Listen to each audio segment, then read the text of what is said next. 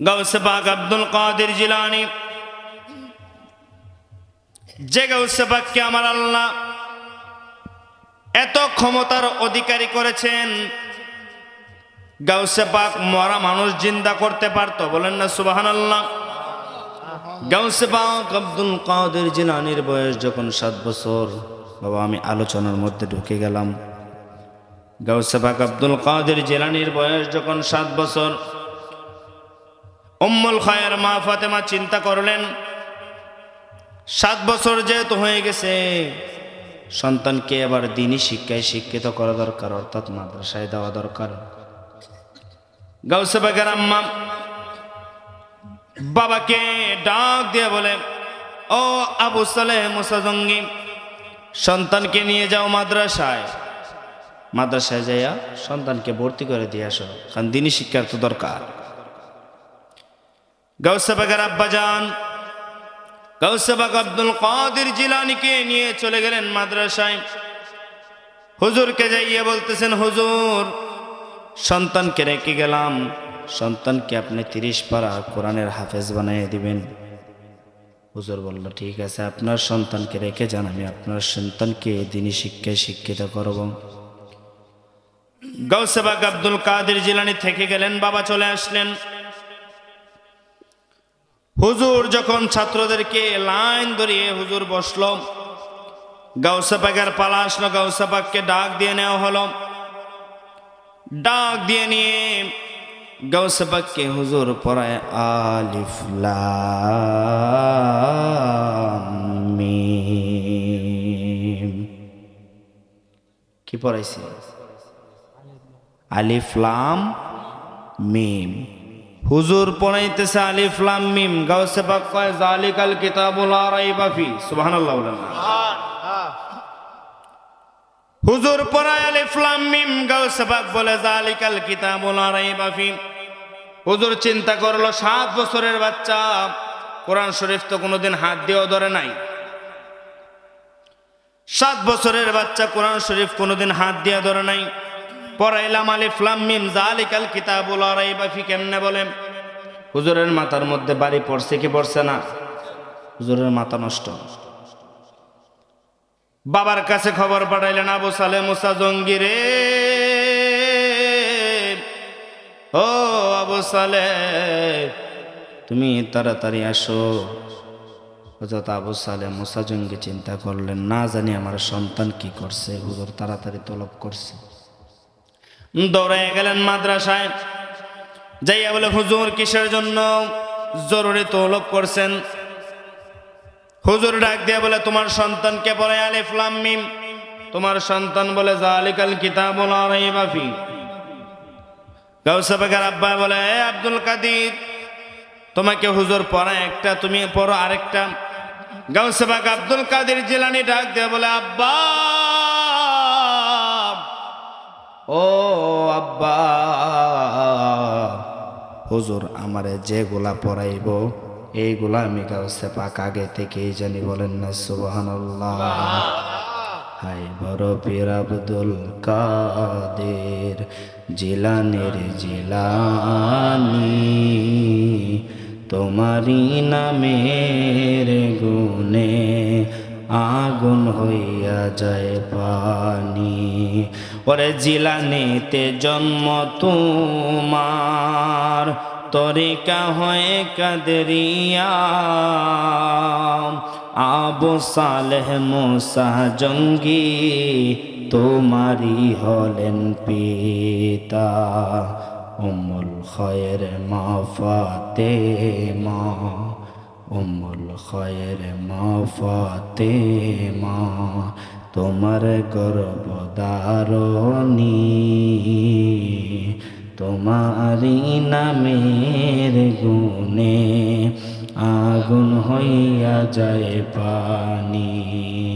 জিলানেতে জন্ম তোমার রজবী মাসের কালে, রাত্র বেলায় দুধ কান্দন, তাই তো পীরের রোজা হয়। মায়ে জানে না সন্তানের কি গুণ, মায়ে জানে না সন্তানের কি গুণ, জানে আসমানার জমিন। তোমারই নামের গুণে আগুন হইয়া যায় পানি। একবার বলেন না ইয়া রাসূলুল্লাহ, একবার বলেন ইয়া হাবিবাল্লাহ। সম্মানিত হাজিরিন, গাউসে পাকের আব্বা বলেন, তোমাকে দিয়ে গেলাম কোরআন শিক্ষার জন্য, উস্তাদের উপর দিয়ে তুমি কথা বলো কিসের জন্য? গাউসে পাক আব্দুল কাদের জিলানী ডাক দিয়া বলে, আব্বা জান, ও আব্বা জান, যেই পড়াটা আমি জানি এই পড়াটা আবার উস্তাদের কাছ থেকে শেখার কিসের প্রয়োজন? সুবহানাল্লাহ। যেটা আমি জানি সেটার তো আর উস্তাদের প্রয়োজন হয় না, যেটা জানি না উস্তাদকে বলেন সেটা যেন আমাকে পড়ায়। সুবহানাল্লাহ। গাউসে পাকের আব্বা রাগান্বিত হইয়া সন্তানকে নিয়ে চলে গেলেন বাড়িতে। উম্মুল খায়ের মা ফাতেমাকে ডাক দিয়ে বলে, ফাতেমা রে, ও ফাতেমা, তোমার ছেলে কোরআন শিক্ষা করতে চায় না, তোমার ছেলে নাকি সব জানে, তোমার ছেলে সব জানে, তোমার ছেলের আর কোরআনের দরকার নাই। পরের দিন শুক্রবার জুম্মার ওয়াক্ত হয়ে গেল। গাউসে পাক আব্দুল কাদের জিলানীর বাবা হযরত আবু সালেহ মুসা জঙ্গি রাহমাতুল্লাহ আলাইহি উনি একটা মসজিদের মধ্যে জুমা পড়াতেন। জুমার নামাজের যাওয়ার জন্য রেডি হয়ে গেল। জুম্মার নামাজের উদ্দেশ্যে উনি রওনা হবেন। গাউসে পাক গিয়া বলতেছে, আব্বা কই যাবেন? কয় জুম্মার নামাজ পড়ানোর জন্য মসজিদে যাব। কতটুক দূরে? যে বাবা, সামনে যে জংলা দেখতে পারতেছো সেই জংলাটা পার হয়ে মসজিদে যেতে হয়। গাউসে পাক আব্দুল কাদের বলে, আব্বা যে জংলা দিয়ে যাবেন জংলাটা কি নিরাপদ না ভয়ঙ্কর? গাউসে পাকের আব্বা ডাক দিয়ে বলে, আব্দুল কাদের রে, ও আব্দুল কাদের, যে রাস্তা দিয়ে আমি যাই ডান দিকের রাস্তাটা নিরাপদ, বাম দিকের রাস্তাটা ভয়ঙ্কর। ডান দিকের রাস্তা নিরাপদ, বাম দিকের রাস্তাটা ভয়ঙ্কর। গাউসে পাক চলে গেলেন মায়ের কাছে, আম্মা আজকে আমি জুমার নামাজ পড়ার জন্য আব্বার সাথে যাইব। সুবহানাল্লাহ। গান হয় কোন দিকে? মাইক দেওয়া আছে নি? এদিকে মাইক দিছ? যাইয়া বলতেছেন, মা, ও মা, তুমি আব্বাকে যাইয়া বলো আমি আব্বার সঙ্গে যাব জুমার নামাজ পড়ার জন্য। গাউসে পাক আব্দুল কাদের জিলানীর আম্মাজান চলে গেলেন। যাইয়া বলতেছেন, ও আব্দুল কাদেরের আব্বা, ও আব্দুল কাদেরের আব্বা, আপনার ছেলে বায়না ধরছে জুম্মার নামাজ পড়ার জন্য আপনার সঙ্গে যাইবে, আপনার সঙ্গে জুম্মার নামাজ পড়ার জন্য যাইবে। গাউসে পাকের আব্বা ডাক দিয়া বলে, রে ফাতেমা, তুমি কি জানো না যেই রাস্তা দিয়ে আমি যাই ওই রাস্তাটা কত ভয়ঙ্কর? তোমার ছেলে বাচ্চা মানুষ, আমি কেমনে লইয়া যাই? কেমনে তোমার সন্তানকে আমি ওই রাস্তা দিয়ে লইয়া যাই? গাউসে পাক জোরাজোরি করতে শুরু করছে, না আমি যাব যাব যাব। এক পর্যায়ে বাবা রাজি হলেন, সন্তান রেডি, বাবাও রেডি, জুম্মার নামাজের দিকে যাবে। জুম্মার নামাজের রাস্তা দিয়ে গাউসে পাক যায়, গাউসে পাকের আব্বাও যায়। গাউসে পাক সামনের দিক দিয়া যায়, বাবা পিছনের দিক দিয়া যায়। আল্লাহু আকবার বলেন না? গাউসে পাক সামনের দিকে, বাবা যায় পিছের দিকে। আর ডাক দিয়া বলে, আব্দুল কাদের রে, ও আব্দুল কাদের, বাবারে বেশি সামনের দিকে যাইও না, সামনের জংলাটা ভালো না। গাউসে পাক বলে, বালার মন্দ আপনি পিছন দিক দিয়ে যান আর আমি সামনের দিক দিয়ে যাই, বালা মন্দ পরে বসুন। যাইতে যাইতে যাইতে যাইতে ওই রাস্তার সামনে গেছে, ডান দিকে একটা বাঁ দিকে একটা। ডান দিকের রাস্তা নিরাপদ, বাম দিকের রাস্তা ভয়ঙ্কর। কথাগুলো একটু মন দিয়ে শুনেন, শুনলে লাভ হবে, লস হবে না। ডান দিকের রাস্তা নিরাপদ, বাম দিকের রাস্তা ভয়ঙ্কর। গাউসে বাগ আব্দুল কাদের জিলানী রাস্তার মুখের মধ্যে দাঁড়ায় ডাক দেয়া কয়, আব্বাজান, ও আব্বাজান, আমি আপনার কাছে জানতে চাই, যদি বাম দিকের রাস্তা দিয়া যায় কি হবে, আর ডান দিকের রাস্তা দিয়ে গেলে কি হবে? গাউসে বাগের আব্বা বলে, বাবা রে,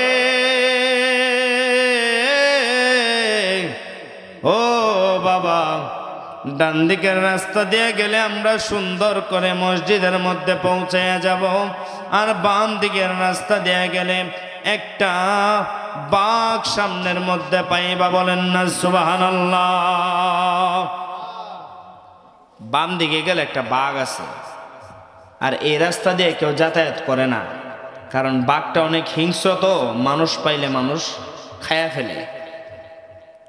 গাউসে বাগ বাবার সঙ্গে বায়না ধরছে, আব্বা,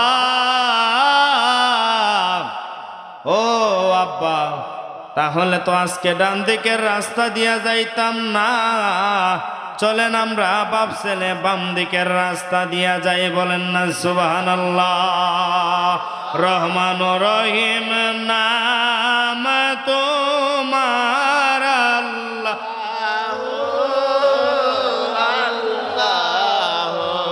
ও আল্লাহ সামিউন বাসির নাম তোমার আল্লাহ, ও আল্লাহ, আল্লাহ কাদির সুবহান নাম তোমার আল্লাহ।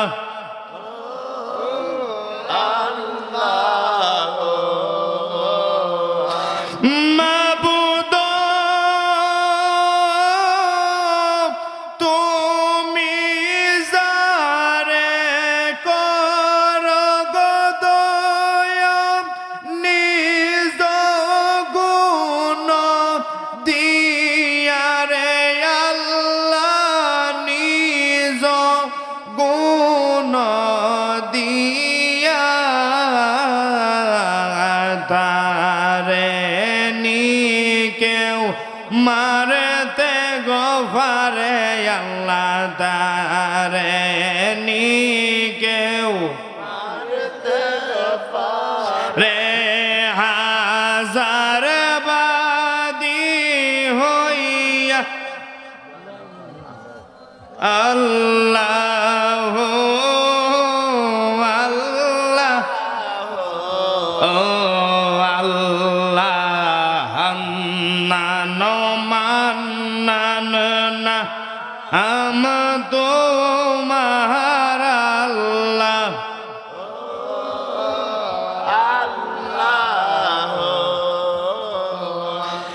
মাবুদ বাসাইলে বাসাইতে গো পারো, গুরের পারের মরা গয়াল্লাহ, গুরের পারের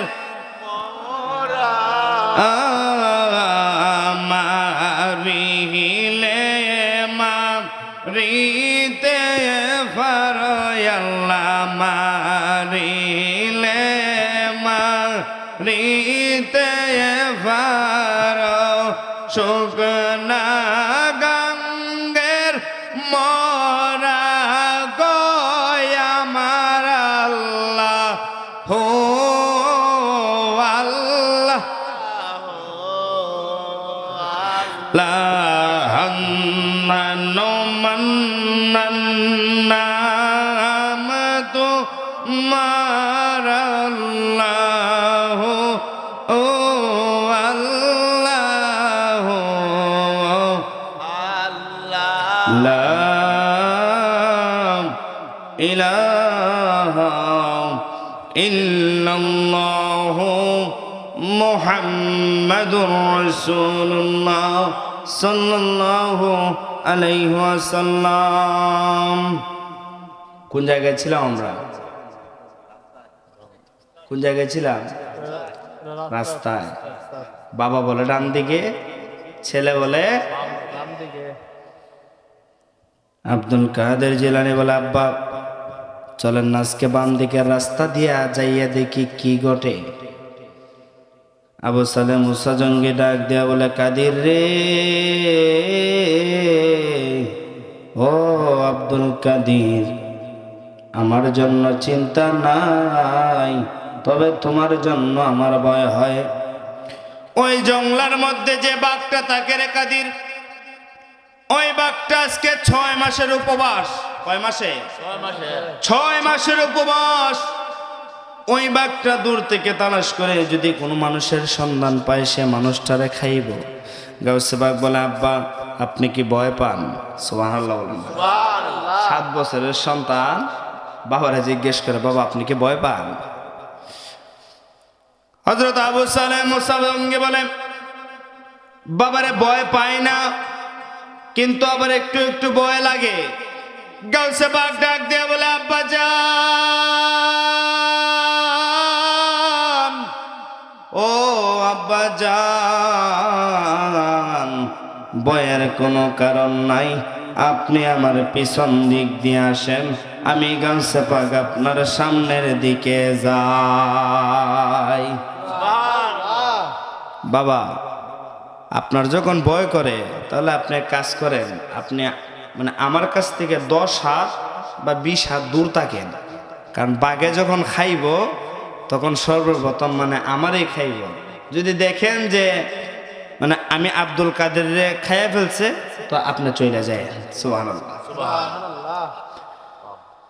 বাবা এবং ছেলের মধ্যে খুব কথা কাটাকাটি। গাউসে বাঘ বলে এক কথা লড়তো, কথা কোনোভাবে লড়ানো যাবে না। আমি বলছি বাম দিকে মানে বাম দিকেই যাব, যদি আপনি যাওয়ার হয় যান, না গেলে না যান। আচ্ছা বলেন তো কোনো সন্তান যদি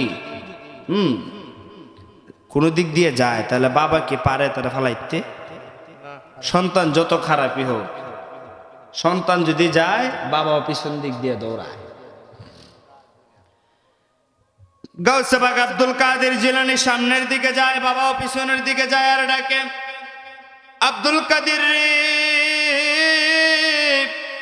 ও আব্দুল কাদের, তুমি আমার একটা মাত্র সন্তান বাবা রে, যাইও না, তোমারে যদি আমি হারাই তাহলে তোমার মা এবং আমার জীবনের কোনো মূল্য থাকবে না। গাউসে বাঘ বলে আব্বা জান ভয়ের কোনো কারণ নাই, ও আব্বা ভয় করেন না, আমার আরশের মালিক তো দেখতেছে। আল্লাহু আকবার বলেন না। আপনি কিসের জন্য ভয় করেন? আমার মানে আরশের মালিক দেখেন আমারে। যদি আমার আরশের মালিক লিখে রাখে যে আমি আব্দুল কাদেরের মরণ বাঘের হাতে হইব, তাহলে তো আপনি আটকানোর ক্ষমতা। আর যদি বাঘের কামড়ে যদি আমার মৃত্যু না থাকে তাহলে বাঘ কেন, বাঘের চেয়ে বড় কিছু আমারে খাইতে পারবে? আস্তে আস্তে জঙ্গলের দিকে যাইতেছে।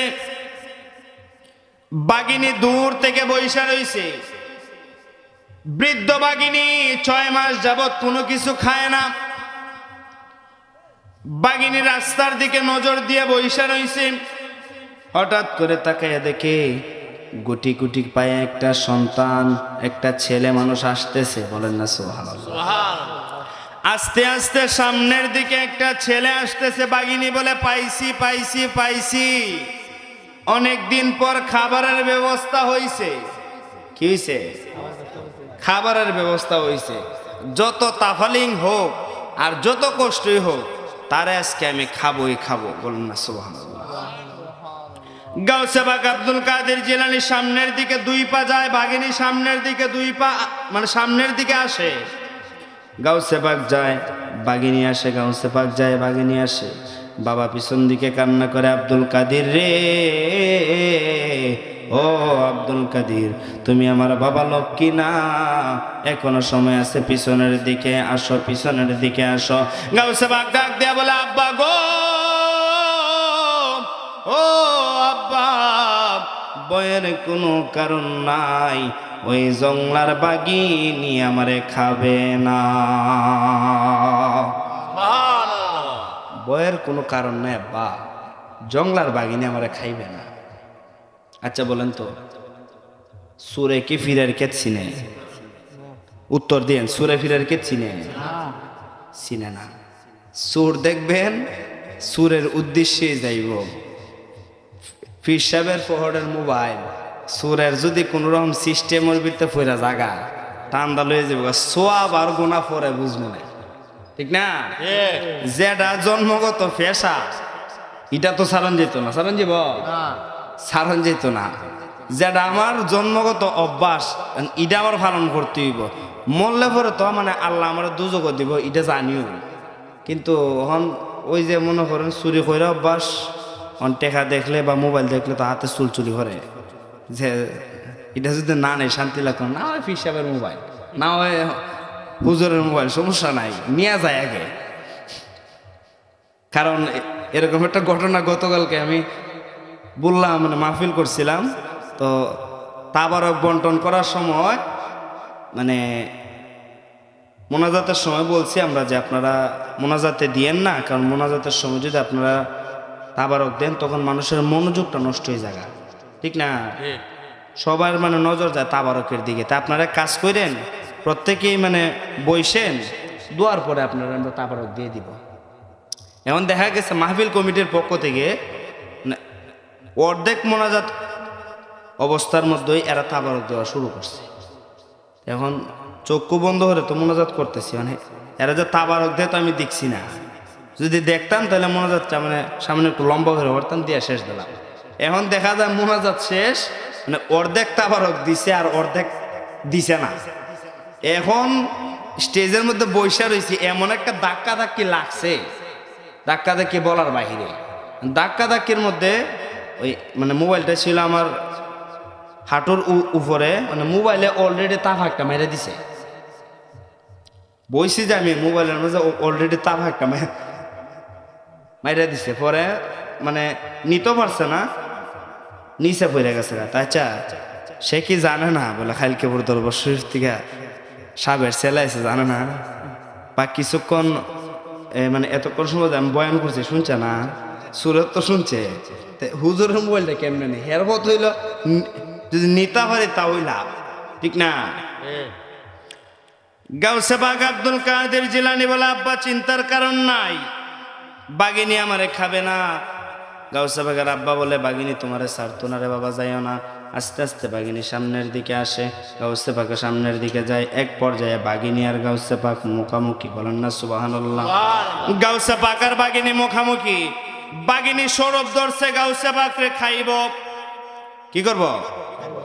বাগিনী সৌরভ ধরছে গাউসে পাকরে খাইব। ছোট বাচ্চা মাংস খাইতে ভালোই লাগবো, মাংস খাইতে ভালোই লাগবো, ছোট বাচ্চা তো মাংস খাইতে ভালোই লাগবে। বাগিনী সৌরভ যখন ধরছে, গাউসে পাক বলে, বাগিনী রে, ও বাগিনী, তুই 6 মাসের উপবাস আমি জানি, তুই আমার দিকে একটু তাকা। সুবহানাল্লাহ, তুই আমার দিকে একটু তাকা। তাকাইছে, তাকায় বলে, তুমি কে? বলে, আমি হলাম পিরানের পীর দস্তগীর গাউসে পাক আব্দুল কাদের জিলানী। বলেন না সুবহানাল্লাহ। পিরানের পীর দস্তগীর গাউসে পাক আব্দুল কাদের জিলানী। যেই মাত্র বলছে, ও বাগিনী, আমি হইলাম বর্তমান জমিয়নার অলিকুলের শিরোমণি, আমি গাউসে পাকের অনুমতি ব্যতীত এই জগতে কেউ অলি হইতে পারবে না রে বাগিনী, আমি হইলাম সেই গাউসে পাক। এই কথাটা বলতে দেরি রে বাবা, ওই বাগিনীটা মাথাটা গাউসে পাকের পা মুবারকে লাগাইয়া দিছে। সুবহানাল্লাহ বলেন না। বাগিনীর মাথাটা গাউসে পাকের পায়ের মধ্যে লাগাই দিছে, দিয়া বাগিনীর জিব্বাটা বার কইরা গাউসে পাকের পায়ের মধ্যে চাটতেছে। সুবহানাল্লাহ। হযরত আবু সালেহ মুসা জঙ্গি বলে, বিষয় কি রে? বাগিনী তো ছেলেরে খাওয়ার কথা, পায়ের মধ্যে চাটে কি? বাবা আস্তে আস্তে গেছে, যাই বলতেছে কোনো কিছুই তো বুঝলাম না, যে বাঘিনী তোমার খাওয়ার কথা সেই বাঘিনী তোমার পা চাটতেছে, বাবা কি বিষয় কি? গাউসে বাগ আব্দুল কাদের জিলানী বলে, বাবা এগুলো বোঝার মসজিদে যাই, মসজিদে আমাদের অনেক কাজ আছে, চলো মসজিদে যাই। মসজিদের উদ্দেশ্যে রওনা হয়েছে। গাউসে বাগ আব্দুল কাদের জিলানী মসজিদের সামনে গেছে। মসজিদের সামনে যায় দেখে, বাবা রে, একজন মৃত ব্যক্তির লাশ কাঠির মধ্যে মসজিদের সামনে রাখা। মানুষ যখন মারা যায় তখন লাশগুলো তো মসজিদের সামনেই নেয়। দেখা যায় বিশেষ কারণে যদি জায়গা না হয় সেক্ষেত্রে ক্ষেতের মধ্যে বা বিভিন্ন বিরসার মধ্যে দাফন আমরা এই জানাজা আমরা করি, ঠিক না? গাউসে বাগ আব্দুল কাদের জিলানীর আব্বা যেই মসজিদের মধ্যে জুম্মা পড়ায় সেই মসজিদের সামনে লাশের একটা কাঠি শোয়ানো। গাউসে বাগ বলে, আব্বা আপনার কাছে একটা কথা জানতে চাই। গাউসে বাগের আব্বা বলে, তোমারে আমি সাথে যে নিয়ে আসছি সেটা আমার বড় ভুল, রাস্তায় রাস্তায় গেলে প্রশ্ন করো, রাস্তায় রাস্তায় গেলে প্রশ্ন করো। তোমার আমি না করছিলাম যে তুমি আসার দরকার নেই, জায়গায় জায়গায় যদি প্রশ্ন করো ওইদিকে নামাজের সময় যেতেছে। গাউসে বাগ বলে, আব্বা এটাই শেষ কথা, আর বলবো না। কি কথা? বাবারে, ও আব্বা, একটা কাঠি দেখা যায়, ওই কাঠির মধ্যে কি? ওই কাঠির মধ্যে লাশ। আব্বা লাশ কি? মানুষ যখন মারা যায় তখন মানুষকে কাঠির মধ্যে শোয়াইয়া জানাজার নামাজ দিয়া ওই লোকটাকে চারজন কাঁধে করে কয়বরের দিকে লইয়া যায়। গাউসে বাগ বলে, আব্বা তারপর কি করে? কয়বরে নেওয়ার পর চারজন বা দুইজন তাকে ধরে কয়বরের মধ্যে নামায়, কয়বরের মধ্যে নামাইয়া উপরে বাঁশ দেয়, বাঁশ দিয়ে উপরের মধ্যে মাটি চাপা দেয়। কথা বলেন ঠিক না বেটি? গাউসে বাগ বলে, আব্বা মানুষটা কিছুক্ষণ আগেও জীবিত ছিল, মানুষটার নিঃশ্বাস যাইতে যাইতে মানুষটাকে মাটি চাপা দিয়ে দিবে। কিসের জন্য মাটি চাপা দিবে? বলে, বাবা রে, তোমার আমি কি বোঝাইমু, এটা মানে আমার আল্লাহ তাআলার বিধান, মানুষ মারা যাওয়ার পর তারে কয়বরস্ত করতে হয়। গাউসে বাগ আব্দুল কাদের জিলানী বলে, আব্বা ঠিক আছে, আপনি এক কাজ করেন, জুম্মার নামাজ পড়ান, আপনি জুম্মার নামাজ পড়ান, বাহিরে একটু কাজ আছে, আমি একটু ঘোরাফেরা করে আসি। গাউসে বাগের আব্বা বলে, তুমি না বলছো জুম্মার নামাজ পড়বা? ও আব্বা, জুম্মার নামাজ পড়বো, আপনি ভিতরে যান, আমি আসতেছি। 7 বছরের বাচ্চা গাউসে বাগ আব্দুল কাদের জিলানী রাস্তা দিয়া হাঁটে হাঁটে হাঁটে ওই লাশের দিকে চতুর্দিকে ঘুরায়। ঘুরাইতে ঘুরাইতে একটা লোককে জিজ্ঞেস করলো, বাবা রে, ও বাবা, যে লোকটা মারা গেছে তার কোনো আত্মীয় স্বজনের বাড়ি আসেনি? যে লোকটা মারা গেছে তার কোনো আত্মীয় স্বজনের বাড়ি কি আছে? বলে, হ আছে। কোন দিকে? রাস্তার ওই পাশে। গাউসে বাগ রাস্তার ওই পাশে গেছে, যাইয়া দেখে বাড়িঘর একদম পুরোপুরি খালি, বাড়ির মধ্যে কোনো মানুষ নাই, শুধু একটা ছোট বাচ্চা বসে বসে কান্না করতেছে। সুবহানাল্লাহ বলেন। একটা ছোট বাচ্চা বসে বসে কান্না করতেছে। ওই ছোট বাচ্চাকে গিয়ে জিজ্ঞেস করলো, ভাই, ও ভাই, তুমি কিসের জন্য কান্না করো? ওই বাচ্চা ডাক দিয়ে বলে, তোমার কাছে দুঃখের কথা বলে কি লাভ হবে? যে বলো, যদিও কোনো লাভ হয়, যদিও কোনো লাভ হয়, হলেও তো হতে পারে, বলো। ডাক দিয়ে বলে, রে ভাই, আমরা 4 ভাই, বাবার ঘরে আমরা 4টা সন্তান, তো 3টা ভাই আমার বড় হয়ে গেছে, বাবার স্নেহ মমতা ভালোবাসা সব কিছু পাইছে, আর আমি হলাম আমার বাবার শেষ সন্তান, শেষ সন্তান, ছোট সন্তান। ও ভাই, আমি তো বাবার কোনো আদর পাই নাই, যত্ন পাই নাই।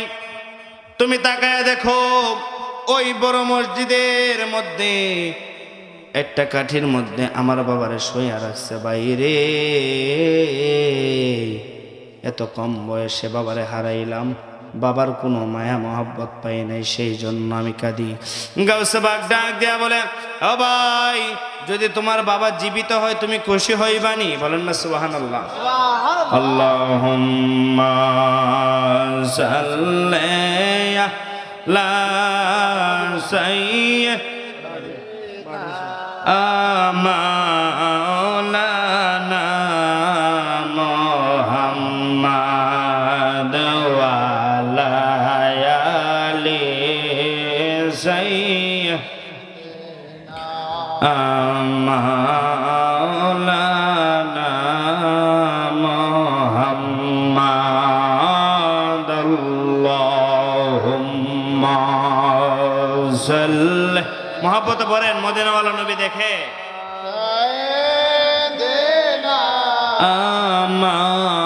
মাওলানা মুহাম্মাদ ওয়া আলা ইয়ান্দায় মাকে লো শেষ মিনিটে দিকে না জামুগা দেনা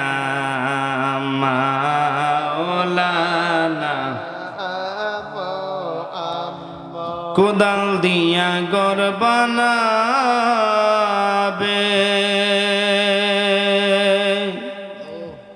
সেই গরেতে রাখিবে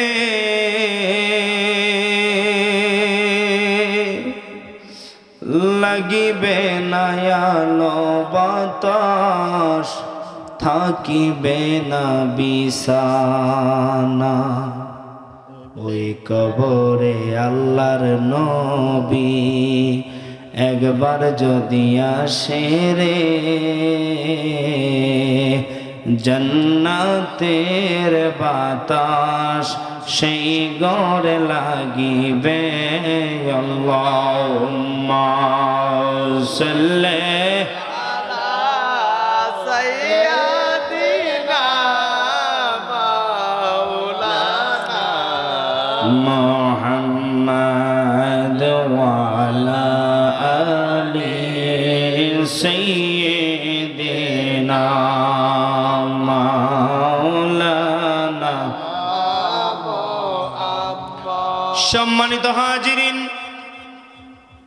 গাউসে পাক ওই বাচ্চাকে বলে, বাবা তুমি কান্না কইরো না, তোমার বাবা যদি জীবিত হয় তুমি খুশি হইবানি? সুবহানাল্লাহ বলেন না। সুবহানাল্লাহ। তো গাউসে পাকের বয়স 7 বছর, ওই ছেলের বয়স 7-8 বছর। তো ছেলে বলতেছে, কিরে 7 বছরের বাচ্চা এসে বলে বাবা জীবিত হইলে খুশি হইবনি? হেও বাচ্চা, আমিও বাচ্চা, কি বলে কি না। গাউসে পাক কি অন্তরের খবর জানে কি জানে না? জানে। বলেন জানে কি জানে না? জানে। গাউসে পাক বলে, ও ভাই চিন্তার কোনো কারণ নাই, তুমি মনে মনে যেটা বলছো আমি বুঝছি, আমি শুনছি। তোমার বাবা জীবিত হইব, তোমার সামনে হইব। বলেন না সুবহানাল্লাহ। চলো মসজিদের মাঠে চলো। একজন আর একজনের হাতের মধ্যে দইরা মসজিদের মাঠে আসছে। ওইদিকে আবু সালে মুসা জঙ্গি, জুমার নামাজ পড়ানো শেষ, মুসল্লিরা কাতারবদ্ধ হইয়া গেছে। যখন আবু সালে মুসা জঙ্গি ইমামতির কাতারে দাঁড়াইয়া আল্লাহু আকবার বলে যখন তহরিমা বানবেন, গাউসে পাক আব্দুল কাদের জিলানী ডাক দিয়া বলে, আব্বা জান,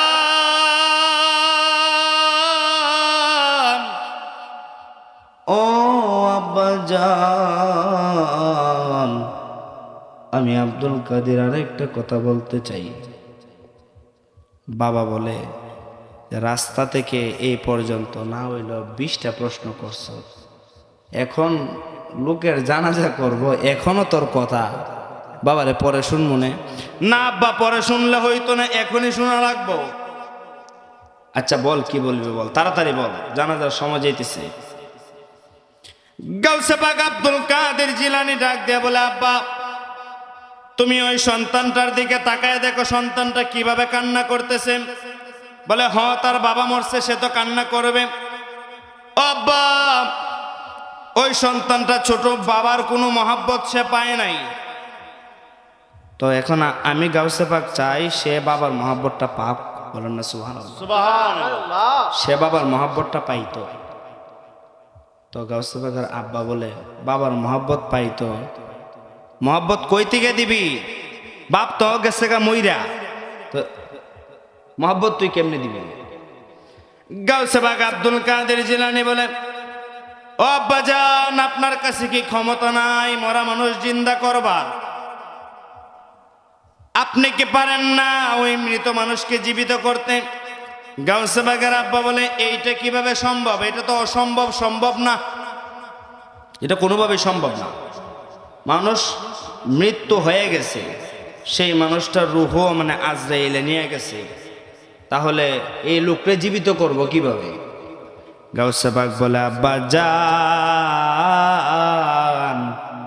ও আব্বা জান, যদি আপনি না পারেন, আমি আপনার সন্তানরে অনুমতি দেন, আমি ওই লাশের লোকটারে জীবিত করি। বলেন না সুবহানাল্লাহ।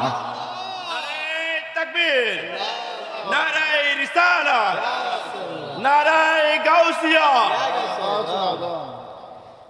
বাবা আপনি অনুমতি দেন,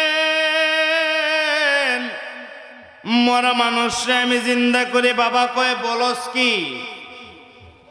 তোর বয়স 7 বছর, তুই মরা মানুষ জিন্দা করবি কেমনে? কয়, আব্বা ফার্মু। আপনি যদি অনুমতি দেন কেরে, কারণ আপনি আমার জন্মদাতা পিতা। এখন আপনার মানে উপরে দেয়া যদি আমি সর্দারি করি, তাইলে এটা খারাপ দেখায় না? কি বলেন, খারাপ দেখায় না? আমার বাপের উপরে যদি সন্তানের কথা হয়, এটা বেদবি না? তো এখন বাজান, আপনি যদি না পারেন। আব্দুল কাদের জিলানী বলে, রাস্তা সহজ হইছে, একটু তাড়াতাড়ি করা যাবে। গাউসে পাক আব্দুল কাদের জিলানী মাঠের মধ্যে দাঁড়ায় রইছে, আর আজরাইল গাউসে পাকের সামনে। আচ্ছা বলেন তো, মানে আজরাইলকে ছোট না বড়? ছোট না বড়? আজরাইলের পা জমিনে, মাথা হলো আসমানে। সুবহানাল্লাহ। সে কি ছোট না বড়? গাউসে পাক আব্দুল কাদের জিলানী সামনে দাঁড়াইছে, ডাক দিয়া বলে, আজরাইল রে, ও আজরাইল কই যাও? এখন আজরাইল ওই আসমান থেকে মাথা নিচু দিয়া দেখে যে ওই যে পিঁপড়া আছে না, পিঁপড়ার মতো একটা মানুষ দেখা যায়, পিঁপড়ার মতো। তখন আজরাইল চিন্তা করলো, কি রে, মানুষে তো আমারে দেখে না, ওই বাচ্চা আমারে কিভাবে দেখছে? গাউসে পাক আব্দুল কাদের জিলানী ডাক দিয়া বলে, আজরাইল রে, ও আজরাইল, তোমার হাতের মধ্যে এটা কি দেখে যায় রে আজরাইল? আজরাইল ডাক দিয়া বলে, এটার মধ্যে হলো আজকে সারাদিনের রূহ। ও আজরাইল, সামনের দিকে তাকায়া দেখো, মাঠের মধ্যে একটা মানুষ শুইয়া রইছে, ওই মানুষের রূহটা তুমি আমার কাছে দিয়া যাও। বলেন না সুবহানাল্লাহ। আজরাইলে বলে যে, ছোট বাচ্চা রূহ চায়, চাইলেই কি দেওয়া লাগবো? আজরাইল বলে, রূহ দেওয়া যাবে না, রূহ মালিকের দরবারে যাবে। গাউসে পাক আব্দুল কাদের জিলানী বলে, শুধু একটা রূহ চাইছি, দিয়া যাও। বলে, দেওয়া যাবে না। গাউসে পাকের শরীর মুবারকের মধ্যে রাগ উঠে গেছে, রাগ উঠার পরে ডাক দিয়ে বলে, আজরাইল, তাহলে তোমার সাহস থাকলে রূহ নিয়ে আল্লাহর দরবারে যাও। বলেন না সুবহানাল্লাহ। এই কথা বলার পর আজরাইল চিন্তা করলো, 7 বছর 6 বছরের পিঁপড়ার মতো একটা বাচ্চা, বাচ্চা বলে রূহ নিয়ে নাকি আমি আল্লাহর দরবারে যাইতে পারবো না। আজরাইল যেই মাত্র রূহটা লইয়া প্রথম আসমানে গেছে, প্রথম আসমানে যাইয়া নিচের দিকে তাকাইয়া আজরাইল মুস্কি মুস্কি হাসে। সুবহানাল্লাহ। প্রথম আসমানে তো পৌঁছে গেছি, দৌড়বো কই থেকে আমারে। দ্বিতীয় আসমানে গেছে, নিচের দিকে তাকাইয়া হাসে। তৃতীয় আসমানে গেছে, নিচের দিকে তাকাইয়া হাসে।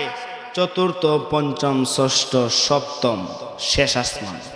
শেষ আসমান, শেষ আসমানের কাছে যাইয়া যখন আজরাইল নিচের দিকে তাকাইয়া হাসে, গাউসে পাক রে, আমার আল্লাহ এত ক্ষমতা দিছে বাবারে, গাউসে পাক যখন নিজের ডান হাত মোবারকটা আল্লাহর আকাশের দিকে বাড়াইছে, ডাইরেক্ট একদম আজরাইলের ডান হাতের মধ্যে থাপা দিয়া ধরছে, বলেন না সুবহানাল্লাহ।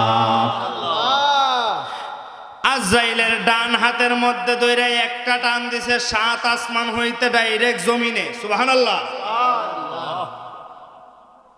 একটা টান দিছে ডাইরেক্ট জমিনে। আজরাইলে বলে যে জীবনে কত মানুষের সাথে সাক্ষাৎ হইছে, এমন শক্তিশালী মানুষ তো দেখি নাই। সঙ্গে সঙ্গে আমার আল্লাহ জিব্রাইল দিয়ে ওহী পাঠাইছে, আজরাইল রে, ও আজরাইল, তুমি কি জানো তোমার সামনে কে দাঁড়ানো? আজরাইল বলে, ও ভাই জিব্রাইল, জানি না। তোমার সামনে দাঁড়াইয়া রইছে পিরানের পীর দস্তগীর মহিউদ্দিন জিলানী। যে মহিউদ্দিন জিলানী চোরকে ধরে কুতুব বানায়, বলেন না সুবহানাল্লাহ। চোর আসছে কম্বল চুরি করতে, গাউসে পাকের বিছানার নিচে চোরা গিয়া লুকাইছে। রাত্রে গাউসে পাক ঘুমের ঘরে গেছে। আচ্ছা, গাউসে পাক জানে না চোর যে ঘরে কম্বল একটা বেশি হলে 5 থেকে 6 হাত, এর থেকে তো বেশি লম্বা না, 5-6 হাত কম্বল। গাউসে পাক ঘুমাইছে। চোরে বলে, আস্তে আস্তে শুরু করি। আস্তে আস্তে কম্বল টানে টানে, এশার নামাজের পর থেকে চোরে কম্বল টানে টানে টানে টানে ফজরের আজান দিছে, কম্বলের আগাও পায় না, মাথাও পায় না, বলেন না সুবহানাল্লাহ। তো চোরা কি করছে, বাইক গেছে গা, কে বউরে কইতেছে, বউ আজকে চুরি করতাম পারছি না, কালকে যাবো। তে কাজ করিস, কালকে মাগরিবের নামাজের পর পরে যাবো গা। যেহেতু মানে এশার নামাজের পরে গিয়া কুল কিনার পাইছি না, মাগরিবের পরে গেলে কুল কিনার পাওয়া যাইব। মাগরিবের পরেই গেছে গা। গাউসে পাক মানে ওযু করার জন্য গেছে, চোর ভিতরে ঢুকে বসে রয়েছে। গাউসে পাক দেনের মধ্যে বসছে। চোর আস্তে আস্তে কম্বল টানে কম্বল টানে কম্বল টানে, ফজরের আজানের রক্ত হয়ে গেছে, কম্বলের আগাও পায় না, মাথাও পায় না। চোরা চিন্তা করলো, কিরে গতকালকে তো এশার নামাজের পর থেকে শুরু করছিলাম, কুল কিনার পাই না, আজকে মাগরিব থেকে শুরু করছি, এও কুল কিনার পাই না। চোরা গাপটি মাইরা বৈশা রইছে।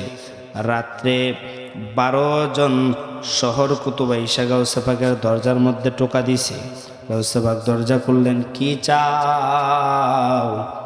গাউসে পাককে ডাক দিয়ে করলেন, ও বড় পীর, ইমুক শহরের মধ্যে একজন কুতুব মারা গেছে, ওই শহর কুতুবের খুব বেশি প্রয়োজন, কারণ কুতুব ছাড়া শহর চলে না।